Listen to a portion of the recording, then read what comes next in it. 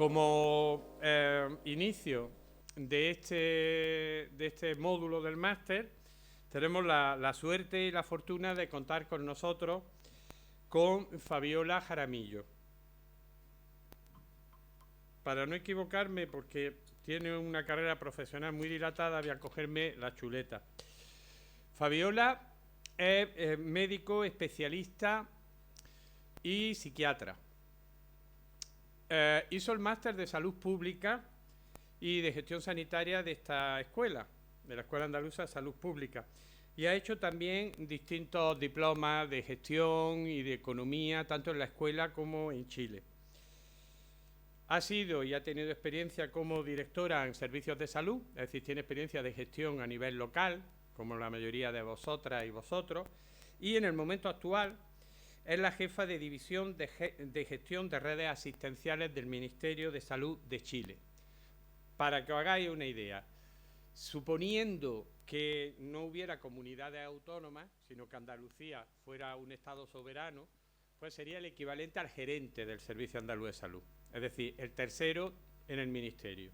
El Ministerio, la ministra, la subsecretaria y estaría ella, o sea, la responsable de todos los dispositivos asistenciales de primaria, de especializada, todo lo que tiene que ver con la sanidad en Chile, desde una punta de Chile a la otra. Ya sabéis que Chile es un poco grande y alargada, pues ella es la responsable, pero también ha tenido experiencia en gestión local.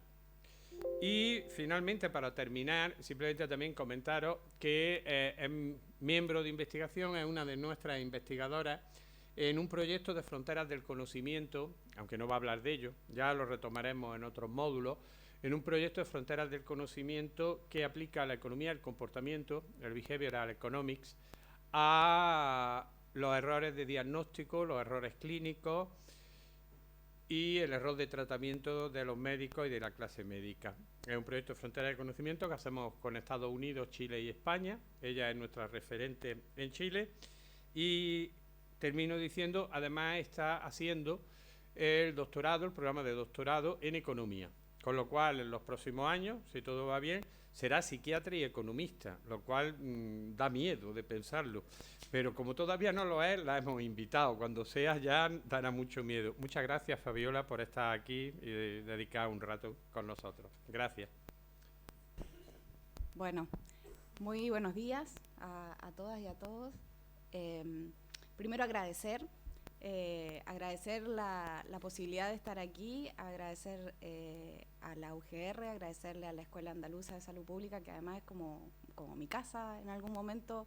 Durante 2 años fue un poco mi casa y siempre es grato volver, siempre es grato estar aquí. Contarles, bueno, como decía Pepe, de alguna manera nosotros, o sea, en Chile tenemos una organización que es un poco distinta a la de aquí. La idea es poder mostrarles algunas cosas referentes a un tema que probablemente a ustedes les va a hacer mucho sentido cuando les empiece a contar, pero que si yo les nombro las siglas, si yo les digo la gestión en RIS, a ustedes probablemente no les suene mucho, porque es una gestión y un término más bien que usa la Organización Mundial de la Salud para Latinoamérica, que es OPS en el fondo, que es la Organización Panamericana de la Salud. Y entonces por eso es que un poco la idea es cómo gestionamos la integración de las redes asistenciales en este momento de reactivación de las redes. Voy a poner solo para medir el tiempo, porque es media peligrosa con el tiempo, se me pasa. ¿Cómo hacemos para gestionar las redes y articularlas en un momento en que está todo muy convulso por la fase en la que estamos de la pandemia, ¿no? Una de las cosas que nosotros hemos intentado en Chile es hablar precisamente de que la pandemia tiene distintas fases y que de alguna manera hoy estamos en una fase distinta, pero no se ha terminado la pandemia. Y es un ejercicio bien importante el que hacemos, porque habitualmente tendemos a decir post-pandemia, y en verdad lo que nosotros estamos viendo, que es parte de lo que yo les quiero mostrar hoy, es que tenemos una fase distinta en una pandemia que se ha ido complejizando con otras cosas. Entonces, bueno, solo para contarles la División de Gestión de Redes Asistenciales, ella es la ministra Aguilera, que es nuestra ministra actualmente, y detrás están los dos subsecretarios. El subsecretario, yo no sé si lo ven ahí, sí, ahí. El subsecretario Cuadrado es el subsecretario de la Subsecretaría de Salud Pública, y el subsecretario Araos es el subsecretario de Redes Asistenciales. Fernando Araos, que es el subsecretario, también se formó aquí en la escuela, y él, como digo, es el subsecretario de Redes Asistenciales. Yo aquí solamente, la Subsecretaría de Salud Pública está reducida en el fondo aquí en el organigrama para que se hagan una idea. Entonces tenemos el Ministerio de Salud con las dos subsecretarías, las seremías de salud, que son las secretarías regionales de salud pública, que están en cada una de las regiones del país, y redes asistenciales, en realidad, que tiene la DIGERA, que es la División de Gestión de Redes Asistenciales, y en conjunto trabajamos con la División de Gestión de Atención Primaria, de Gestión de las Personas, Inversiones, Presupuesto, y los servicios de salud, que son 29 servicios de salud que están distribuidos en todo el país. Y un poco lo que comentábamos al comienzo, este es Chile, un país que tiene 5.000 kilómetros cuadrados o sea, 5.000 kilómetros de largo, perdón, y que efectivamente gestionar un país con estas características es complejo, ¿no? Está centralizado, no es como aquí, que está dividido en comunidades autónomas. Allí el Ministerio de Salud tiene una injerencia directa sobre todo el territorio, ¿sí? Y efectivamente a mí me toca gestionar en el fondo todo el nivel secundario, la articulación con la atención primaria, y el nivel terciario, toda la red de especialidades. Escucha, ¿quieres que me lo ponga aquí mejor?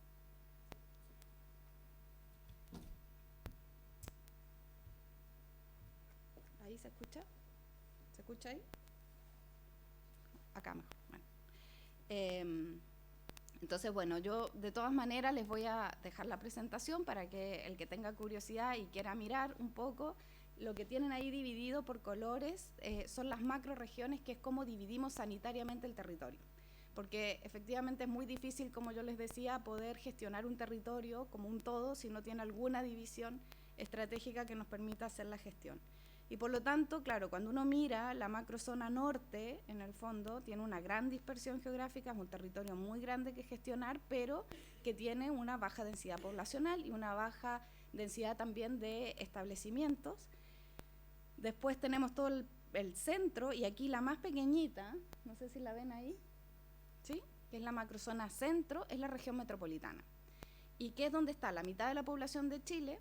Es donde tenemos la gran mayoría de los establecimientos de complejidad, de alta complejidad en el fondo, y la macrozona sur extrema, que como ustedes ven es prácticamente, el azul de abajo es prácticamente la mitad de Chile, ¿sí? Entonces, ¿por qué es importante esto? Porque, bueno, cada vez que pasa algo en un hospital o hay alguna complejidad, nos tenemos que mover y desplazar días, ¿no? Y a veces, por ejemplo, para llegar a Chile, a la región metropolitana, o sea, la región extremo sur, desde la región metropolitana, muchas veces tenemos que avanzar en barcazas, luego por tierra, luego en avioneta, y así es la única forma de llegar, digamos, ¿no? Entonces, efectivamente, es un territorio muy aislado, con mucha dificultad. Esto se los voy a dejar, solo quiero que miren, si es posible, que miren así muy rápidamente, los puntitos azules más oscuros son los hospitales de mediana complejidad, y los más claritos son los hospitales de alta complejidad. Para que vean un poco cómo está distribuida la densidad de los hospitales, o sea, aquí no tenemos ninguno, de hecho, ¿sí? Porque son zonas de derivación, ¿sí? La zona centro es donde evidentemente tenemos más, centro-sur, y sur extremo, que es esto, que efectivamente, como les decía, es prácticamente la mitad del territorio nacional, con una cantidad de dispositivos que no refleja la necesidad probablemente, porque lo que hacemos es trabajar en flujos de derivación habitualmente en esos espacios. Esta es la red de atención primaria. Aquí lo que hicimos fue acostar el mapa para que se den cuenta un poco la red de atención primaria, tanto de la red de urgencia, ¿sí? Los SUR son dispositivos de urgencia rural, ¿sí? Los SAR son de alta resolutividad, que tienen algunos espacios de hospitalización, ¿sí? Menores, y el SAPU son servicios de urgencia de atención primaria, ¿sí? Entonces, efectivamente tenemos en todo el país una buena distribución de atención primaria que está puesta en los servicios de urgencia. Luego tenemos las postas de salud rural, que probablemente eso a ustedes no les suene, las postas de salud rural, y tenemos dentro de estas otra subdivisión que son las estaciones médicos rurales. Ustedes comprenderán que en este territorio tan extenso, la única posibilidad que tenemos de poder llegar a todos los lugares es tener dispositivos intermedios, que no son centros de salud familiar, que tienen la misma lógica, pero que en realidad están operativos con un técnico paramédico, habitualmente de formación superior, pero es un técnico paramédico o 2 técnicos paramédicos, porque en general rotan entre 1 y 3 técnicos paramédicos, pero no tienen personal profesional como permanente, sino que funcionan con rondas médicas, es decir, tenemos técnicos paramédicos que están todos las 24/7, porque además viven ahí en el mismo lugar del dispensario sanitario, y lo que hacen en el fondo es conectarse con las urgencias, cuando ocurre alguna urgencia, para los traslados, las evacuaciones aeromédicas, ¿sí? Y los profesionales, los médicos, el equipo de atención primaria en Chile es un equipo bastante grande, está conformado habitualmente por un médico, una enfermera, una matrona, un psicólogo, una psicóloga, un trabajador social. Ahora en los lugares más extremos también hay terapeutas ocupacionales y fonoaudiólogos, sobre todo por el tema del rezago psicomotor, porque ustedes comprenderán que si nosotros para llegar allá nos demoramos 2 días y tenemos que hacer todo este periplo entre barcaza, avioneta y no sé qué, la gente para poder acceder tiene que hacer lo mismo en la inversa, digamos. Entonces, el equipo de atención primaria es un equipo muy grande que lo que hace es funcionar de manera rotatoria, ¿sí?, en esto que se llaman rondas médicas. Los centros comunitarios de salud familiar estaban diseñados para centros urbanos, pero que en el fondo también se han ido a algunos centros de salud familiar más rurales, y estos SECOF tienen la ventaja de que sí tienen el equipo de cabecera en el lugar, ¿sí?, y están trabajando en sistemas de turnos, en un dispositivo que es un poco más pequeño que un CESFAM, que es el centro de salud familiar en el fondo, y que tienen que depender de un centro de salud familiar madre, ¿sí?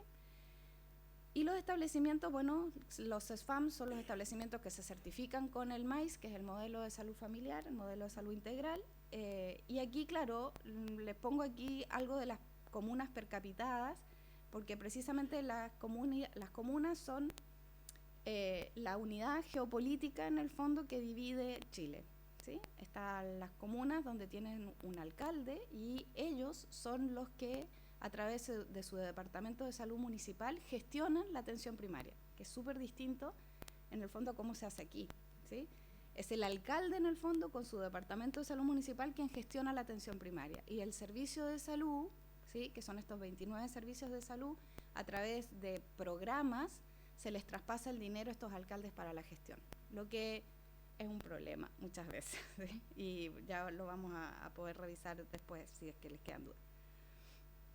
Esta es la red secundaria y terciaria en términos de la integración de redes. Aquí tenemos aproximadamente en todo el territorio 101 hospitales de baja complejidad, 102 COSAM, que son dispositivos comunitarios de salud mental, pero que son especializados, pero que están en los distintos espacios territoriales, y 61 hospitales de día, que son hospitales de salud mental también, que funcionan aproximadamente entre 8 y 12 horas, y que en el fondo lo que nos ayuda a gestionar de mejor manera las camas de los hospitales y de la cama de hospitalización de salud mental.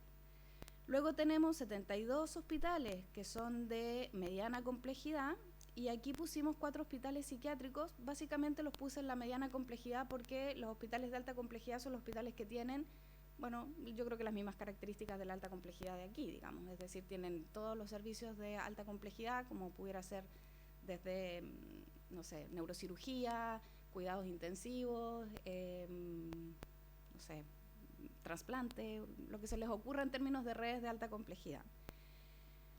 Ahora, la hospitalización psiquiátrica no solo se hace en los hospitales psiquiátricos, que son estos 4, sino que se hacen en todos los hospitales de mediana y de alta complejidad, que son unidades de cuidados intensivos, que se llaman UCIP, que son unidades de cuidados intensivos psiquiátricos y que son hospitalización psiquiátrica en hospitales generales. Por lo tanto, son más o menos 241 hospitales los que me toca gestionar a mí directamente. Entonces, bueno, de alguna manera contarles por qué esto de la fragmentación y por qué esto de la integración o la necesidad que tenemos de hablar de integración de redes. En Latinoamérica, y cuando nosotros miramos aquí, tampoco es muy distinto, a pesar de que probablemente las razones sean otras, pero los sistemas de salud están altamente fragmentados. Y la fragmentación, que quiere decir básicamente la falta de coordinación entre los dispositivos o los prestadores, genera dificultades, y las dificultades que genera precisamente tienen que ver con la dificultad de acceso a los servicios, porque evidentemente si es que no logramos que exista una coordinación territorial dentro de las redes, es difícil que puedas acceder a los servicios. La prestación de los servicios disminuye en su calidad, hay un uso irracional e ineficiente de los servicios porque muchas veces se duplica, además las funciones, se duplican los establecimientos que hacen las mismas acciones sanitarias, y esto refleja una baja satisfacción en los ciudadanos. La fragmentación, que es este exceso de falta de coordinación, por ponerlo así, entre los prestadores y entre los distintos niveles, hace que de alguna manera tengamos, como decíamos, duplicación de servicios, una capacidad instalada ociosa, que es algo que para nosotros en esta gestión ha sido tremendamente importante, poder evaluar la capacidad en el fondo ociosa que tenemos instalada para poder aumentar la productividad en ella. Y lo otro es que tenemos servicios de salud en el fondo que se están prestando en lugares menos apropiados, ¿sí? O sea, si yo solo pongo carteras de prestaciones que las hago en las cabeceras regionales, toda esta gente que tiene que andar hasta 2 días para llegar a esa cabecera regional, es poco probable que en el fondo le pueda dar yo una de las principales acciones que tiene relación con la integración de las redes, que es la continuidad de los cuidados. Y entonces es imposible generar las condiciones mínimas de integridad y de continuidad de los cuidados o continuidad de la atención si yo no acerco en este territorio la respuesta sanitaria, ¿no? Y desde el ciudadano, evidentemente, esto se percibe como falta de servicios, lógicamente.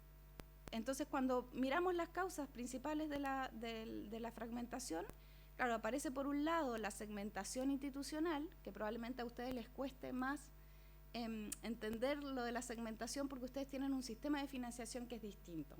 En Chile la segmentación está dado porque si bien tenemos prestadores públicos, tenemos prestadores privados y tenemos dentro de estos prestadores distintos niveles de acción, en el fondo que se van realizando entre las acciones público y privadas. Y es así como tenemos un sistema, en el fondo, de seguro, que es privado, que son las ISAPRES, y un sistema público, que es FONASA, ¿sí? Y que luego después, si quieren, en la discusión conversamos un poquito. Pepe conoce muy bien el sistema también, y es un sistema que está, de alguna manera, hoy en una situación compleja, muy compleja, y que estamos intencionando a través de la reforma poder revisarlo.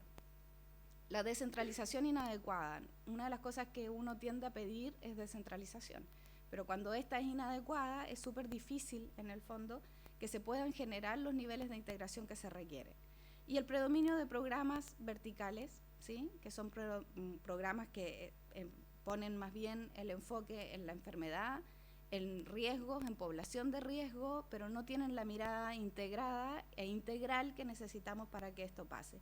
Y aquí, bueno, hay una herencia muy importante que tiene que ver toda la cooperación internacional en América Latina, que precisamente ha ido a potenciar, por ejemplo, programas de alimentación, o programas de vacunación específicos, o programas por malnutrición, o programas no sé, de parasitosis, ¿me entienden? O sea, son programas muy verticales que en el fondo no permiten mirar a la persona en el ciclo vital completo, y que es un poco lo que estamos tratando de desestructurar, que es usar estos programas que están diseñados de una manera más vertical y que están financiados de esa misma manera en el modelo de salud integral, que es el MAIS, que es como se van acreditando los sistemas, los servicios de atención primaria. Aquí la debilidad de capacidad rectora de la autoridad sanitaria, que es una cuestión que también la reforma viene a trabajar, y evidentemente las prácticas de financiamiento, que era lo que yo les comentaba al comienzo, donde tenemos aquí una situación compleja en América Latina. Probablemente Chile es de los que menos cooperación internacional tiene, porque es uno de los países dentro de América Latina que tiene ingresos más altos. Entonces aquí vienen las redes integradas de salud, que son las RIS, que es este concepto que de alguna manera a mí me gustaría que ustedes se quedaran, por lo menos que les sonara, ¿no? Para que si después en algún minuto quieren, alguno de ustedes les parece interesante profundizar, lo podamos hacer. Y la definición de las RIS es esta, que a mí me parece muy linda además. Esta es la definición original, ha ido cambiando un poquito, pero a mí me parece que es la más adecuada. Y dice: las redes integradas de servicios de salud es una red de organizaciones, ¿sí? Y cuando dice de organizaciones no está diciendo solamente organizaciones estatales o públicas o privadas, sino una red de organizaciones, pueden ser incluso las organizaciones civiles, porque están invitadas a ser parte de esta red, que hace los arreglos para prestar, y esto es súper importante, porque o presta o hace los arreglos para prestar, es decir, la definición de la integración de redes te dice que tienes que hacer las adecuaciones necesarias para poder entregar la prestación que requieras en un lugar determinado, porque además dice una población determinada, que tiene que estar territorializada idealmente, y que en el fondo esté dispuesta a rendir cuentas, no solamente rendir cuentas desde el punto de vista financiero y económico y funcional en el fondo, sino también rendir cuenta de resultados, ¿sí? Que es probablemente lo que más nos cuesta hacer muchas veces como sistema. Y darle cuenta a la población a la que sirve y dar cuenta de alguna manera en 360, ¿no? Que es un poco el objetivo. Entonces aquí, que yo estoy segura que ustedes no lo van a ver, pero me van a tener que creer, los atributos esenciales de las RIS, que yo básicamente lo que quiero es que después ustedes lo miren detenidamente, tiene que ver con 4 ámbitos de abordaje, donde por ejemplo en el modelo asistencial, una de los valores más importantes es que tienen que tener una población y un territorio a cargo. O sea, la importancia de poder hacer una integración territorial y no solamente una integración entre dispositivos, que no es lo mismo, ¿sí? Y que en el fondo esta red de establecimientos se pueda coordinar de alguna manera. En términos de gobernanza y estrategia, básicamente tener un sistema de gobernanza único, que probablemente a ustedes esto les haga sentido porque tiene que ver un poco con la lógica de poder tener un sistema de gobernanza que te permita generar acciones en todo el país, ¿sí? Aunque se respeten las particularidades territoriales. Y en organización y gestión, básicamente la gestión integrada en sistemas de apoyo, básicamente sistemas de apoyo clínicos, administrativos, pero que tengas una integración de este sistema. Y en asignación e incentivos, que bueno, aquí básicamente es una adecuación que tiene que hacer cada uno de los países, porque evidentemente los incentivos y las asignaciones, tanto para presupuestarias como en términos de recursos humanos, son probablemente las más sensibles a las adecuaciones de cada uno de los países y de los territorios. Por lo tanto, en el ámbito de abordaje de las RIS dijimos que tenemos el modelo asistencial, gobernanza y estrategia, organización y gestión y asignación de recursos e incentivos, que es lo que conversamos recién. ¿Y qué es lo que nos pasó con la pandemia?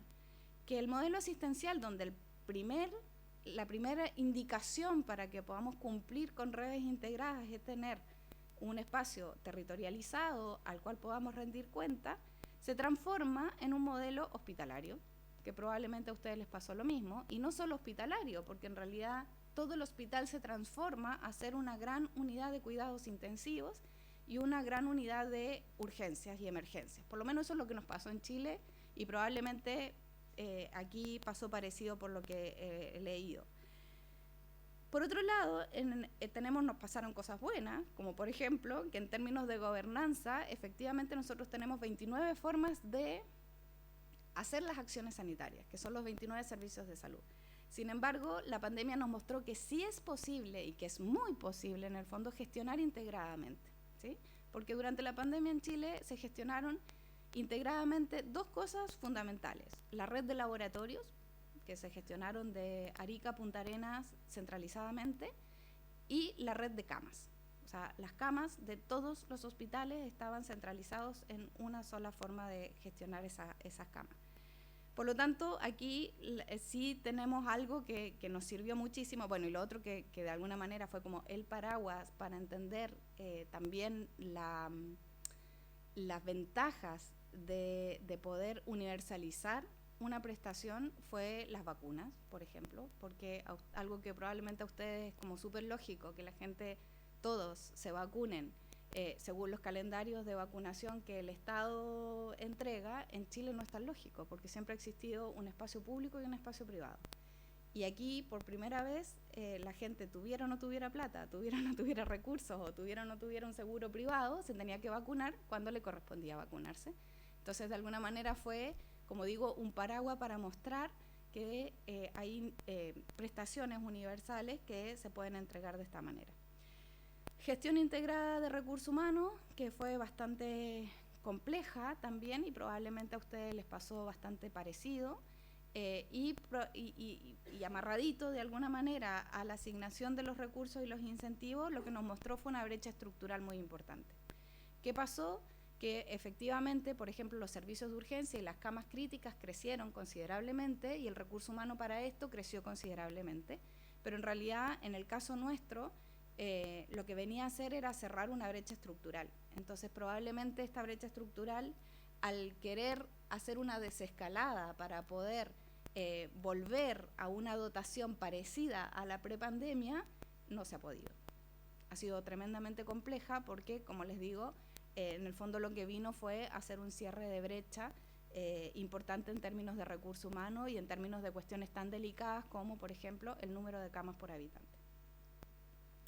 Entonces, bueno, dentro de los objetivos ministeriales de la Subsecretaría de Redes Asistenciales tenemos estos 5 objetivos, pero básicamente fortalecer la atención primaria como piedra angular del sistema, poder hacer una distribución de la capacidad de respuesta en todo el país que sea mucho más equitativa, y cuando digo capacidad de respuesta no quiere decir que vamos a llenar de hospitales o establecimientos los lugares que tienen menos densidad poblacional, sino cómo de alguna manera articulamos para que la capacidad de respuesta sea más eficiente.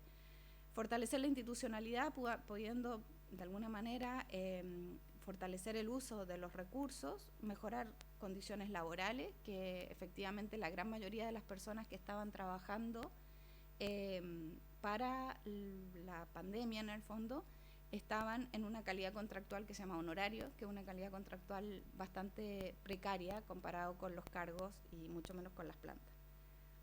Y fortalecer la infraestructura del espacio sanitario con básicamente dispositivos sanitarios de la complejidad que se requiere.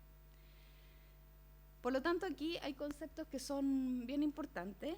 Por un lado, tenemos el desafío de poder aumentar la productividad de la red asistencial, poder hacer una integración de esta en la lógica que les estaba comentando, con un foco en la continuidad de la atención, porque para nosotros es fundamental. O sea, para nosotros un paciente se convierte en una persona que es mucho más difícil de gestionar, más cara, con un peso relativo por GRD que es más complejo cuando le asociamos variables como ruralidad y dificultad de acceso. Por lo tanto, nosotros tenemos que tenerla presente a la hora de poder planificar cómo las determinaciones sociales influyen evidentemente en la capacidad de respuesta, no solamente de cómo se enferma, sino de cómo yo como sistema tengo que responder a estas personas, ¿no? Acercar la respuesta sanitaria a las personas, que básicamente tiene que ver con poder desplazar la respuesta, y la transparencia de los datos, que es un tema súper importante, básicamente porque, bueno, cuando al tomar la gestión en marzo de este año, hay muchísimas personas que no tenían claridad, por ejemplo, si estaban o no estaban en lista de espera. Entonces, bueno, ¿cuál es el contexto sanitario actual? Bueno,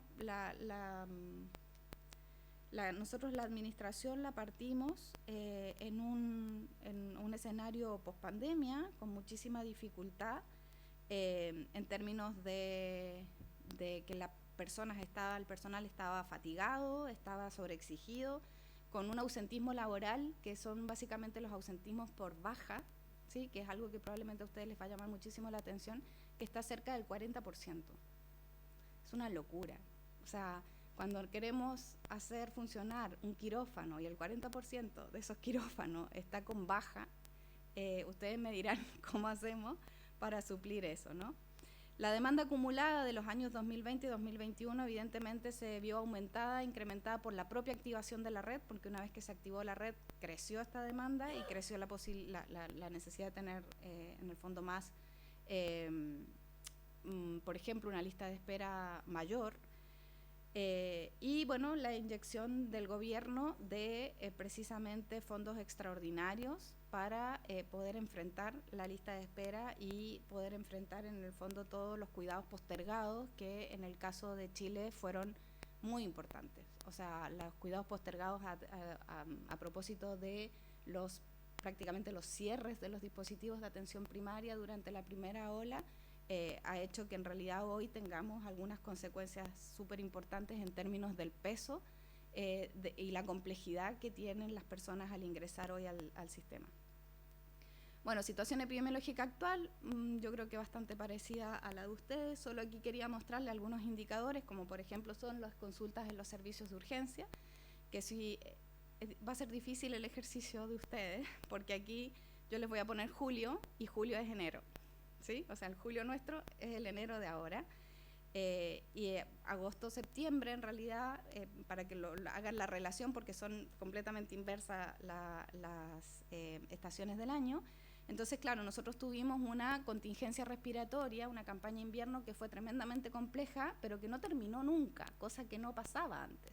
La contingencia respiratoria habitualmente dura 3 meses. Y habitualmente son todas las ETI, que son las enfermedades de tipo influenza, y básicamente en los niños BRS y bueno, adenovirus un poquito, pero habitualmente en brotes y pasó, digamos, eso no es mucho más. Este año tuvimos BRS en adultos, tuvimos neumonías por BRS, por adenovirus, por influenza en niños, o sea, cambió absolutamente el nicho epidemiológico de los virus y efectivamente el nicho epidemiológico y el tiempo de exposición. Y por lo tanto, como ustedes ven aquí, nosotros no hemos logrado tener este valle que se tiene habitualmente cuando se termina la contingencia respiratoria, sino que hemos seguido siempre alto y tuvimos en el mes de diciembre un brote de influenza, en donde todo el país estaba con influenza en diciembre, que es como que ustedes estuvieran con influenza en julio, ¿sí? Es como rarísimo en el fondo. Entonces, claro, cuando te piden desescalar para que puedas cerrar camas de UCI, efectivamente las camas de UCI no pasamos del 7% de uso por pacientes COVID, pero tenemos lo que les decía, o sea, neumonias por influenza en diciembre, que en el fondo es como si les estuviéramos diciendo a ustedes en pleno verano o partiendo el verano, vamos a tener una contingencia respiratoria en todo el país por influenza, ¿verdad? Bueno, esto es un poco lo mismo, son los números de atenciones de urgencia, cómo han ido creciendo, porque efectivamente también durante la pandemia disminuyeron. Los servicios de urgencia son servicios que están altamente tensionados, donde más del 57%, o sea, casi el 60% de las personas logran obtener una cama luego de 12 horas, ¿sí? Y este es un indicador que para nosotros es muy sensible y es bastante complejo, porque en el fondo terminamos hospitalizando durante 12, 24 horas personas que requieren una cama en los servicios de urgencia y eso hace que los servicios de urgencia se congestionen más. Estos son egresos quirúrgicos, GRD, a todos les suena, ¿no? ¿Sí? Que en el fondo es esta agrupación de patologías, de grupos diagnósticos donde se hace un peso específico que es el que nos mide la complejidad. Y aquí solo quería contarles que, claro, efectivamente los pacientes que ingresan a una atención ambulatoria, por ejemplo, una prestación quirúrgica programada desde una atención ambulatoria, tiene un peso de GRD de aproximadamente 0,8, ¿sí?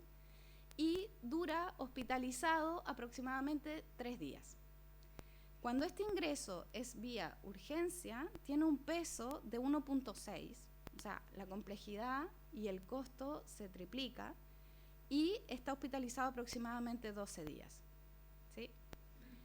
Cuando no requieren intervención quirúrgica, también están hospitalizados alrededor de 9 días. Chile tiene una estancia media más o menos de 7 días, ¿sí? 7,2 días más o menos, que es lo que tiene, que es mucho, ¿no? Pero eso es lo que tenemos hoy como indicador y como en el fondo como objetivo de indicador. Entonces, claro, evidentemente, para que se hagan una idea, el 80% de los pacientes ingresados en la red hospitalaria de Chile hoy ingresa por la urgencia. Por lo tanto, el 80% tiene un peso superior a 1,5 y va a estar hospitalizado 12 días. Entonces, la gestión de las camas es una gestión tremendamente compleja. Esto tiene que ver con el peso. Aquí solo mostrarles nuevamente este saltito en azul que ven aquí es la dotación de las camas UCI. Y les pongo esto porque probablemente es el indicador que más les haga sentido a ustedes, ¿no? En términos de que, bueno, nosotros teníamos una dotación de camas que estaba alrededor de las 900 camas en el país, que es poco, y hemos logrado tener alrededor hoy más o menos de 1.800 camas UCI, ¿sí? O sea, se duplicó la cantidad de camas UCI, y en el momento de mayor cantidad de camas en el sector público y privado fueron 2.800, que fue en el pleno pic de la pandemia. Pero lo que les quiero mostrar aquí es que en gris, ¿sí? ¿Qué es eso? ¿Sí? Está el número de camas utilizadas, ¿sí? Y el naranjito de arriba es el número de camas de dotación, habilitadas.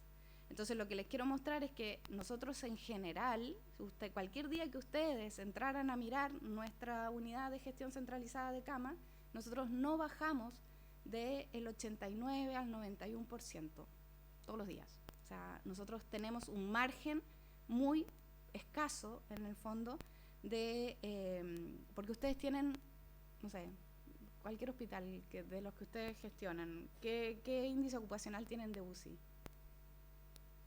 ¿Se les ocurre? ¿Saben alguno? Claro, porque cuando nosotros miramos las estadísticas españolas, es que no pasan el 60%, porque el umbral crítico parte en el 80% y nosotros tenemos sobre el 90%, para que se hagan una idea, ¿no? Bueno, y aquí básicamente tiene que ver con, que les quería mostrar aquí, es el momento en que evidentemente el índice de ocupación de las camas con los COVID fue muchísimo, o sea, fue prácticamente 100%, y que en el fondo el COVID disminuyó, hoy no supera el 7% de los ingresos a UCI, pero la patología no COVID, específicamente la patología cardiovascular, ha aumentado y ha mantenido y nos mantiene las camas de unidades de cuidados intensivos cerebrovasculares y cardiovasculares siempre a tope. Hospitalización domiciliaria, esta es una estrategia que probablemente ustedes también conocen. Nosotros aumentamos muchísimo la hospitalización domiciliaria, se está haciendo hospitalización domiciliaria incluso postquirúrgica, por ejemplo en pacientes traumatológicos, paciente que se opera una cadera y que no tiene muchos factores de riesgo, puede estar en una hospitalización domiciliaria y hacer la rehabilitación en su casa. Y esto ha hecho que tengamos aproximadamente, no sé, yo les diría que alrededor de 11.000, 12.000 egresos mensuales son por hospitalización domiciliaria, que en el fondo si eso lo traducimos a que serían 12.000 camas, en el fondo que me estoy ahorrando, evidentemente es costo efectivo completamente, y por otro lado la satisfacción es muy importante, la satisfacción usuaria, digamos, ¿no? En términos de prioridades ministeriales, nosotros tenemos 3 prioridades ministeriales, que son la lista de espera, salud mental y la reforma de salud. Y aquí voy a tratar de ir muy rápido. Los pilares, en términos de la lista de espera, es básicamente el aumento de la productividad, ¿sí? El aumento de la producción, las alianzas público-privadas, aumentar la resolución en la atención primaria, poder equilibrar de mejor manera la oferta y la demanda, específicamente con, por ejemplo, el poder trabajar los tiempos clínicamente aceptables para los tiempos de espera, que eso probablemente es especialidad y es como lo estamos trabajando, y también con sistemas de priorizaciones que sean más generalizados. Transparentar los datos y la pertinencia territorial, que es lo que les contaba. Las estrategias público-privadas aquí son básicamente 2. Una que es la externalización del sistema en sus distintas formas de externalizar, porque son como los conciertos que le llaman a ustedes, en donde externalizamos completamente la prestación, es decir, le entregas el paciente a una clínica privada y la clínica privada lo gestiona completamente, o las distintas formas intermedias, ¿sí? Que alquilamos el quirófano, que alquilamos al cirujano en el fondo, porque el cirujano viene y opera, que es la compra de servicio a los profesionales, se le compra servicio a los profesionales de apoyo, entonces a veces el cirujano es del hospital, pero se compra el servicio de todo el profesional de apoyo, que son las arsenaleras, en fin, ¿no? Entonces todo el concierto o la forma de esta alianza público-privada tiene que ver un poco con lo que hacen ustedes. Y la otra tiene que ver básicamente con una posibilidad de generar especialistas que rotan por la red y la forma también de poder generar operativos médico-quirúrgicos, es decir, médicos que, por ejemplo, no sé, expertos en oftalmología, expertos en catarata, operan en pabellones de hospitales de baja complejidad a todos los pacientes de la zona. Entonces, en el fondo, se operan con modalidad de cirugía mayor ambulatoria en una lógica territorial, donde lo que hacemos es trasladar este equipo que opera en lugares muy apartados, o sea, muy apartados, ¿sí? Y esto se hace a través de estrategias de alianza público-privada con fundaciones, que son las que se encargan de generar todo esta logística en el fondo para llevar a los especialistas. Lo importante es que en las fundaciones en general lo que nosotros hacemos es financiar la logística, el traslado, pero no financiamos la prestación, ¿sí? Algunas de las cosas que están hoy puestas en marcha tienen que ver con la ejecución de fondos, como les decía, extraordinarios y aumento de la productividad quirúrgica, que lo podemos mirar después. Aquí solo mostrarles en realidad cómo hemos ido aumentando de alguna manera, porque si hay algo que hay que destacar probablemente, es que nosotros para poder aumentar la productividad en un 30% teníamos que llegar a la producción basal del año 2019, ¿sí? Sabiendo que es un escenario que no se va a repetir nunca, pero que es el escenario más normal en el que podríamos plantearnos.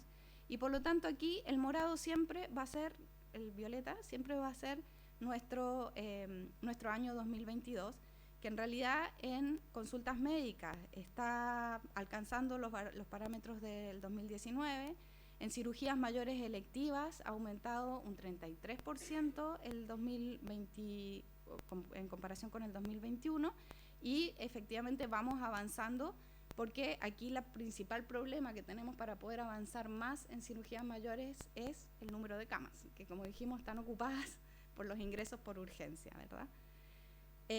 Y esto que probablemente es nuestro mayor logro, que es cirugía mayor ambulatoria, que ahí ustedes además tienen experiencias maravillosas que hemos estado mirando además para poder trabajar, que básicamente en el fondo es la hospitalización de menos de 12 horas y el alta posterior de los pacientes, y que nosotros aquí hemos crecido en 52% y que va muy bien.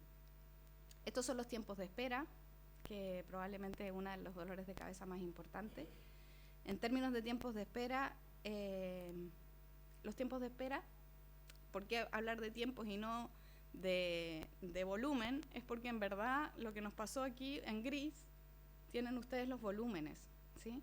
Cuando se reactivó la red asistencial, el volumen creció, y que era esperable que eso pasara, el volumen esperando, pero lo que necesitamos es que esperen menos tiempo. A ustedes les van a doler los dientes probablemente cuando miren el número de días, porque para ustedes es bastante incomprensible, pero estamos hablando que en diciembre del 2021 la gente esperaba 661 días para una intervención quirúrgica.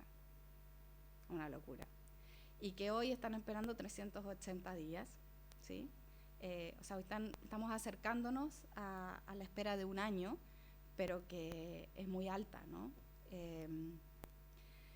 Y el número de consultas lo mismo, 547 días en el PIC y 268 hoy.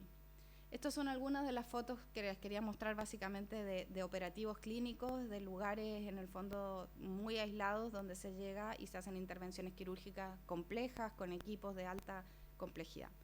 En términos de salud mental, aquí está el Construyendo Salud Mental, que se los voy a dejar para que lo miren. Es un programa nacional que básicamente tiene 5 líneas estratégicas, y que dentro de las líneas estratégicas está el poder fortalecer la gobernanza por un lado, mejorar la disponibilidad y la accesibilidad de los tratamientos. Es importante aquí entender que la red de atención primaria, toda la red de atención primaria tiene equipos de salud mental, ¿sí? Eso es súper distinto a España. Tenemos equipos de salud mental con duplas psicosociales y terapeutas ocupacionales en prácticamente todos los dispositivos de atención primaria. Pero que eso no nos garantiza, y por eso es que uno de los pilares es importante, porque nosotros trabajamos muchos años para poder aumentar la cobertura, y eso lo hicimos bien. pero tenemos al debe la calidad de las prestaciones, porque en el fondo tenemos personas que duran años, ¿sí?, tomando sertralina y en una terapia de una vez al mes, con lo que ustedes comprenderán que no es fácil en el fondo darles de alta y eso atocha el sistema. Y por otro lado, solo mostrarles aquí que nos parece interesante es el fortalecer la integración de salud mental, el apoyo psicosocial frente a catástrofes y a contextos de emergencia. Una de las cosas que nos sirvió bastante ahora para la pandemia es que nosotros tenemos una formación bien intensa e intensiva en emergencias y desastres, porque como ustedes sabrán, Chile, si no tiene terremoto, tiene un aluvión, tiene un maremoto, tiene siempre. O sea, es que es un territorio además que está sobre una falla súper importante, por lo tanto, cuando tenemos terremotos, son terremotos de sobre 8 en la escala de Richter, o sea, son muy importantes. Y muchas veces, claro, en un país largo como el nuestro, se quiebra la mitad y en el fondo tenemos que generar una serie de acciones en términos de emergencia y desastre. Y probablemente ahora nos sirvió muchísimo esa experiencia para la pandemia. Y por otro lado, fortalecer en el fondo todo lo que tiene que ver con básicamente la posibilidad de poder hacer investigación local, porque nosotros seguimos con datos que son básicamente de Estados Unidos y muchos de Europa, con lo que ustedes comprenderán que no tiene ninguna adecuación ni cultural ni epidemiológica. Esto se los voy a dejar. Básicamente son las estrategias de atención abierta y de atención cerrada. En la atención cerrada solo hacer mención que probablemente a algunos de ustedes les llamó la atención que yo dijera que tenemos 4 hospitales psiquiátricos. Sin embargo, solo contarles que uno de los nortes en salud mental es transitar a la desinstitucionalización. Pero sabemos también, y probablemente como psiquiatra yo les voy a comentar, que es muy difícil en el fondo desinstitucionalizar en espacios en donde todavía tenemos pacientes muy crónicos y con un perfil muy complejo que no es fácil que se adecúen a los dispositivos más comunitarios, ¿no? En salud mental tenemos una dificultad, probablemente yo soy psiquiatra, como decían en la presentación, y yo creo que nunca habíamos pensado de una manera tan importante la necesidad de tener un lineamiento presidencial que ponga la salud mental en la primera, como uno de los objetivos. Y este presidente lo ha puesto, Boric lo ha puesto, y eso genera una serie de expectativas que son súper difíciles de manejar desde la gestión. La expectativa de los propios pacientes, la expectativa de los funcionarios de salud mental y la expectativa de todos los grupos de interés político que quieren respuestas inmediatas, ¿no? Entonces, bueno, ha sido complejo. En términos de reforma, solo les voy a mostrar aquí, básicamente estos son los principios y las perspectivas de la reforma de salud, donde los principios tienen que ver con la universalidad, la solidaridad, que a ustedes les debe parecer súper familiar, pero para nosotros es tremendamente innovador y ahora podemos conversar por qué, y la justicia distributiva y la equidad, que probablemente también para nosotros es muy importante, y en los ejes de equidad, la salud territorial y rural, que es tremendamente importante, pueblos originarios y pertinencia cultural, porque antes siempre se asociaba a la pertinencia cultural a los pueblos originarios. Ejes de la reforma son estos 4, que básicamente es poder modernizar el sistema, garantizar una cobertura universal, generar condiciones de vida saludable y poder contribuir a un sistema de seguridad social en salud, que es el FUS, y que podemos conversar si tenemos unos minutos. Y eso es todo.